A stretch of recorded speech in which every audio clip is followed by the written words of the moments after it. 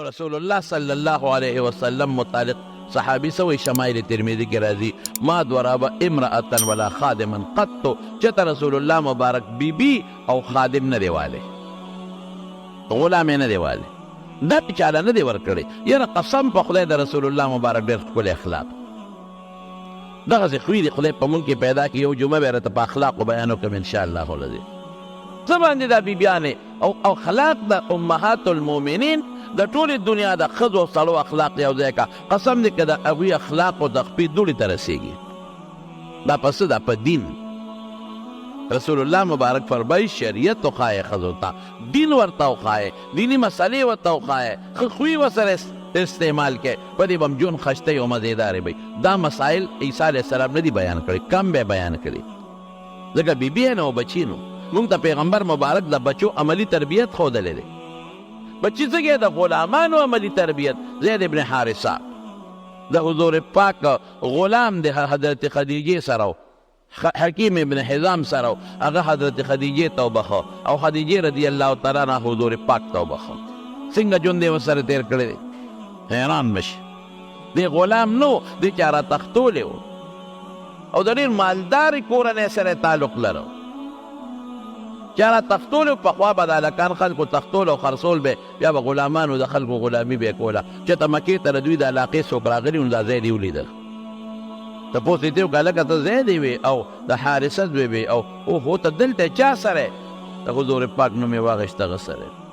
چې قافله واپس لاړه نو مور او پلار ته یې ولاړ وي مبارک کوم شی ستاسو بچې م دله پیدا کوي کوم ځای دی وایي مکه کې دی او ډېرو ښو خلکو سره دی د عبدالمطلب نوم ځلېدونکي ستوری و هغه د بیت الله او د زمزم خدمت کو خلکو پیژنده هغې خاندان کې دی بس دا هغه ځای نه ورور هم راغی او ترې هم رالل ځان سره بله تحفې تحایف راوړل او چې رالل د حضور پاک تپوس یې وکړو نو ورننوتل رسول الله مبارک ته تحفې تحایف کېښودل او ورته یې ویې مونږ خو د پیغمبر مبارک صفتونه یې شروع کړل تاسو د عبدالمطلب بچي ډېر ښه خلک یې تاسو ډېر ښه خاندان دی تاسو د حاجیانو خدمت کوئ د عمرو والا خدمت کوئ تاسو خلکو سره ښه سلوک کوئ دا حضور پاک پوه شو مقصد څه دی ما په مقصد پوه کې څه له راغلی یا مقصد پوه کې وایي زموږ یو بچی دی زید یې نوم دی او تا سره دی عمر پلار نه چاره تختولی دی غلام نه دی او ډېر زیات ورپسې مور او پلار خفه دی تر دې حده پورې چې کله باران شي نو مور یې باران ته روځي جاړي وایي چې زما په بچي به باران ورېږي او که نه او مور یې نور ته راشي په نور ګرځي وایي چې زما بچي په دې وخت کې نور ته یو بسوري ته وایي او مور یې په غرونو ګرځي او د سر ویښته ورپسې وباسي ډېره پریشانه ده نو موږ راغلي یو هر څومره پیسې چې ته غواړې هغه پیسې واله او دا هلک موږ له راکړه چې موږ یې بوځو رسول الله مبارک خو خوی بل شانتې و الحمدلله ورته یې ویې نه دا خو وړه خبره ده زه یې راغواړم بلکل بې پیسو ستاسو ورور دی بوځی خو ګورې یوه خبره درته کومه زموږ د خاندان اصول دا دی چې که زموږ نه څوک نه دي نو په زور یې ګورې نه لیږو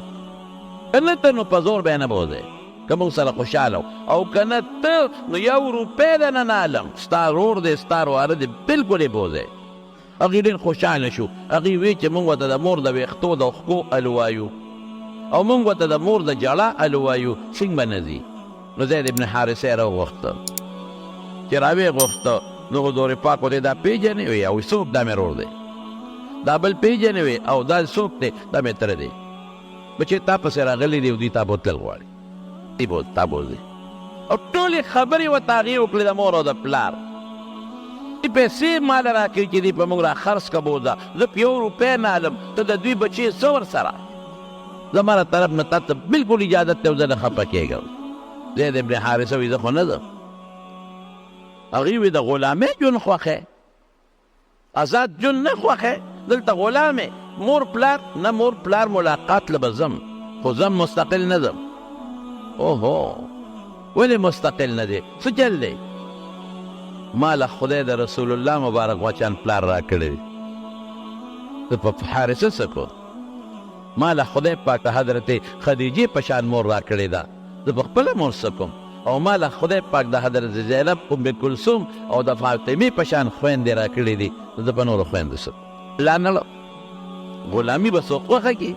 مور پلار به څوک چاته پرېږدي خو پته وه ورته حضور پاک هغه مینه ورکړې وه قسم په خدای که هغه مینه پلار بچي له ورکړي حضرت خدیجې هغه مینه ورکړې وه چې هغه مینه به مور بچي له ورنه کړي رسول الله مبارک په خپله اعلان کړی دی مرض وفات کې الصلاة وما ملکت ایمانکم هم ته اصول خوړي د وینځو خیال ساتئ نوکرانو خیال ساتئ ما ملکت ایمانکم ستا د لاس لاندې چې کم خلق دی ګورې هغه زمانه کې وینځي غلامانو دې زمانه کې څوک دی نوکران افسر ته اډر دی چې د خپل ما تحت عملې به خیال ساتي لیبر او مزدور او ګلکار او ترکان چې د لکار ساتي په کور کې ظلم به نه کوي زیاتې به نه کوي پیسې به په ټایم ورکوي چې خوله نیو شه مزدور له پیسې ورکوي موږ خلک دومره ظالمان یو چې د مزدور پیسې موږ نه ورکوو د ګیلکار پیسې هم نه ورکوو څومره ګران کار دی مزدوري کول او په دې ګرانۍ کې شپږ سوه اووه سوه روپۍ د مزدور مزدوري دی اړي او د ګوډمار دی اړي دا موږ ظلم کوو نیسو خدای نه نه یېرېږي ته د ګوډمار دی اړي نیسې د خدای نه نه یېرېږي ته د ګیلکار او ته د لوور او د ترکار نه هم پیسې نیسې ظالمه ظلم ولې کوې دا غریبانانو خلا خو خولې پې وتېري دا موږ ظلمونه کوو خفه کېږه مه دا ظلم به نه کوي مزدور به هم ظلم نه کوي هغه به د اخلاص کار کوي لاندې نوکر به هم ظلم نه کوي افسر سره میټینګونه به نه کوي هغه هم د اخلاص کار کوي دا ګوره موږ ته رسول الله مبارک ښودلی دی نو رسول الله مبارک زید ابن حارثه له کومه مینه ورکړې وه پلار سره لا نړه آزاد ژوند یې خوښ نه کو مور له لا نړه سره دی نه چې مور ورپسې خفه وه رور یې وایي ما وی چې دا زید قمقل دی د غلامۍ ژوند یې خوښ که او آزاد ژوند یې خوښ نه که رور یې وایي وروستو راته پته ولګېده چې زما د رور د زید سوچ زما د سوچ نه ډېر اعلا و هغه غلامي خوښه نه کړه د حضور پاک غېږ یې خوښه کړه